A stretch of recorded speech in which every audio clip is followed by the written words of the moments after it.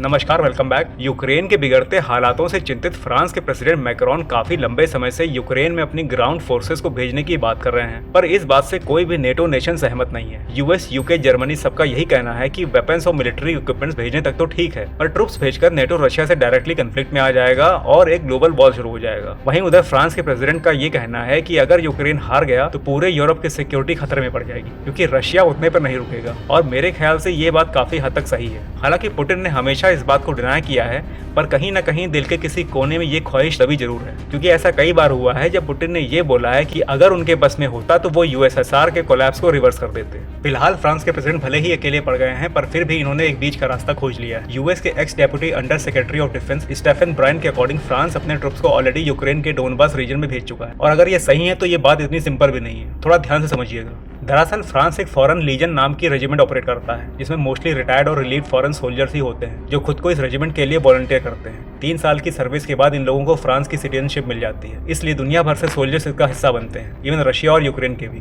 और फ्रांस क्या, दुनिया भर में लगभग हर बड़ा देश ऐसी फोर्सेस को डायरेक्टली और इनडायरेक्टली ऑपरेट करता है। आपने रशिया के वेगनर ग्रुप का नाम सुना होगा, जो लास्ट ईयर काफी न्यूज में था। बल्कि अभी जल्दी ही हॉटस्टार पे एक सीरीज आई थी द फ्रीलांसर, उसमें भी आपको ये प्लॉट देखने को मिल जाएगा, जहाँ मोहित रैना यानी कि अविनाश कामत को यूके में ट्रेनिंग लेते हुए दिखाया गया है। देखिए, आप लोगों में से जिनको जानकारी होगी वो ये पूछेंगे कि इसमें नया क्या है। यूक्रेन की तरफ से तो पहले से ही काफी मिशनरीज लड़ रहे हैं, फ्रांस ने इसमें नया क्या किया। देखिए, मिशनरीज प्राइवेटली काम करते हैं, गवर्नमेंट उन्हें हायर करती है और जिसका पैसा वो चार्ज करते हैं। हॉलीवुड की मूवीज में आपको अक्सर ये सब देखने को मिल जाता है, और अगर नहीं देखा है तो एक्सपेंडेबल्स की सीरीज देख लीजिएगा, उसमें काफी अच्छे से ये सब दिखाया हुआ है। लेकिन देखिए, फ्रांस की ये फॉरेन लीजन एक state funded properly raised regiment है, जो फॉरेन ऑपरेशन कंडक्ट करती है। अभी काफी लंबे समय से ये लोग अफ्रीका के सहल रीजन में थे, जहाँ चैड और नीजर में काम कर रहे थे। अब इन लोगों को वहाँ की सरकारों ने भगा दिया है, बल्कि इनको रशियन ट्रुप से रिप्लेस भी कर दिया है, जिसके बाद ये लोग अब यूक्रेन में भेज दिए गए। अब देखिए इसमें ट्विस्ट क्या है, फ्रांस के प्रेसिडेंट यहाँ कैसे खेल गए। देखिए, क्योंकि ये फॉरेन लीजन फ्रांस की होम मिलिट्री फोर्स नहीं है, इसलिए फ्रांस यूक्रेन में अपने डायरेक्ट इन्वॉल्वमेंट को डिनाई कर सकता है। इससे इनको इनके साथी नेटो देशों की नाराजगी भी नहीं झेलनी पड़ेगी और इनका सेल्फ कमिटमेंट भी पूरा हो जाएगा।